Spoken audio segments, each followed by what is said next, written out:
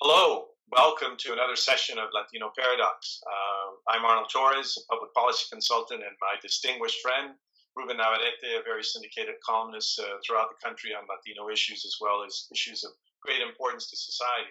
We always get together and we talk about this paradox, this tremendous growth of Latinos, all this bragging about how much power we have, and yet our socioeconomic profile is largely the same as it was 10, 20, 30, 40 years ago. So let's get into it. We talk about the paradox, and yet we have a phenomenal opportunity in California with Antonio Villaraigosa's candidacy for governor. We have an opportunity to see if, in fact, we can deliver on this concept of power. So what do you think? Do you think that California is ready for the first Latino governor? Do you think Latinos are ready to elect the first Latino governor? Those are the questions, Arnold. And I'll tell you, this is a very unique race. It's probably the best chance Latinos have had in a long time, if ever, to elect a Latino, because Antonio Villaraigosa has great name recognition all over the state. He's the former mayor of Los Angeles. He has a mixed record, I would acknowledge and admit, on leadership issues across the board. It was not considered a great mayor in Los Angeles, but has name recognition. There are many Latinos around the state who are hungry for the opportunity in the era of Trump to vote for someone like this. Just having your name on the ballot as Villaraigosa is enough to get my comadre and my tias and others to vote for him. That's a significant factor. But on the other hand, you hit on it. There's going to be a lot of resistance on the other part. What kind of candidate will he be? And can he hit that sweet spot where he inspires Latinos without threatening and frightening away non-Latinos who are very crucial in this race as well?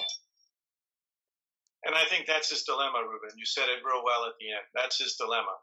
With Trump era, you have many Latinos now who all want to do is just fight and resist. They're not interested in accommodating, the politics of accommodation, which is the new term that all of the Black Lives Matter and the Si Se Puede groups and all the dreamers. Yet the reality is that we don't run the state of California. We certainly do economically, but we don't with our votes. So Antonio's dilemma is, how can he present himself as a Latino without a doubt?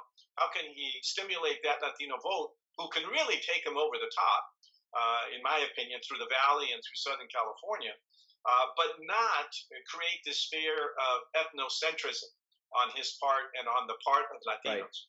Right. I think Antonio recognizes his dilemma. I think he wants to try and address it. But it's pretty hard when you're running against a guy who's on the progressive super left in Gavin Newsom, right, who has as much controversy, has as much controversy in his background, and spends all of his time going after Trump and never talking about what he's offering. So it's a very difficult dilemma for Antonio, in my opinion. Right. But it's what I think he may be up to. Well, think about the poll out recently. We've got a whole bunch of Democrats who are running for this nomination. The person who wins, obviously, the Democratic nomination for governor is going to be the de facto governor. It's sure to be the shoe-in for the general election. And Gavin Newsom is leading Antonio Villaraigosa by just a very small margin. So to Antonio's credit, he's in the hunt now in a very crowded field. He's placing well. And you mentioned Gavin Newsom has a very narrow constituency of Northern California, Bay Area Democrats who are left of center and going to be anti-Trump.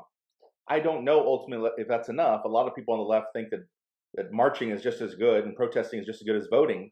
And we found out yesterday in Georgia, in the congressional race for District 6, that's not the case. Turnout is what matters. That's right. So on election day, if the people who are determined to vote against Antonio Villaraigosa are more determined to show up and more likely to show up than those who might vote for him, that's going to be a problem and spell doom for Villaraigosa. But the real challenge here, again, is for Latinos. Are Latinos ready? And you posed the right question. Are Latinos ready to elect a Latino governor? They're going to have to answer that question. And then they have to answer the question that women asked with regard to Hillary Clinton. Even if you're ready for a woman president, do you want that woman to be president? So even after Latinos decide they want a Latino governor, do they want Antonio Villaraigosa to be that person? So that speaks to our first issue all the time. Who are we? We are a community who, whether we recognize it or not, have a phenomenal opportunity to really determine our own destiny here. by answering those two questions that you've said. I mean, that is a very key issue. Is this the Latino that Latinos are saying, this is the first one, we're ready to go? Well, clearly, the legislature made that decision when they pegged him as the first Latino speaker, or second Latino speaker after Cruz Bustamante. But how do you see us? Who are we in this situation of Antonio's candidacy? We're people that are conflicted. We like having the idea of a Latino governor, Latino mayor of Los Angeles, maybe one day a Latino president. It makes us proud. We draw from that. On the other hand, we've been burned in the past. We have 25 members, 25 or more members of the Congressional Hispanic Caucus who collect, $170,000 a year to work 170 days a year, have not done much to improve, have not done much to get all their medical care covered at Walter Reed. They have a good life. They have a 6-figure pension when they retire, but they haven't done much to improve the condition of Latinos in America. Jimmy Gomez is not going to make much of a difference. And Jimmy Gomez, who just won in Los Angeles and is headed out there now, will be part of that tribe. It's a golden ticket for you as an individual when you go to Congress. But here's the thing. I think Latinos are skeptical because they've seen this movie before, and they know it's possible to have a Latino in office who does not look out for Latinos, but actually caters to white voters and to non-Latinos. So that could be Antonio Villaraigosa's problem ultimately. We don't forget, Latinos are famous for that. We have good memories. Now, next question that we always ask is, what do we want? Is it simple? Is it very obvious what we want, in your opinion? No, it isn't very simple. We want different things. We want good government. We want effective government. And we're delighted if you have a white progressive Democrat who's in our camp, maybe a conservative Democrat, the way we are, many of us conservative Democrats, and that would be good enough. They don't need, I mentioned before that, Kenneth Hahn had this great rapport with African Americans as a non-African American in Los Angeles. And that would be good enough for Latinos. I don't think that we need to have a Latino representing us. I think that we could get very effective leadership from a non-Latino who has us in his corazon. And I'll give you one word example of that. 2-word example: George W. Bush was somebody who was a Republican, who did phenomenally well with Hispanics because we knew that he got us and he incorporated us into his policies. Well, I think that I don't know if we know what we want. I mean, it's very easy for us to say we would like to see the first Latino elected governor of the state of California. But I think our community is so confused, so angry, so everything but focused, to be very honest with you. We're more into feeling the sentiment of being a victim. And we can't get out of the mentality of being a victim. And victims get angry. Victims shrink from responsibility. And I think that's where we're at. We have a community that's under fire constantly. We don't have a good public school system. We have a governor in the state of California who isn't necessarily making things that much better. We've got a lot of Latinos playing games with us about, low-hanging fruit, single-payer system with no money in the budget. We've got so many people making it seem as if they're really looking out for our better interest, and yet we're stuck in the muck. We're stuck in the same situation that we've always been in. Well, I don't think we even focused on this campaign yet, and that's really sad because if Antonio doesn't win, there isn't anyone to blame this time. It isn't the white Peruana, it isn't the plantation owner, it isn't the grower in the valley. It's our own selves. So now our last question: what are we doing wrong? What are we doing wrong? I think we are confused.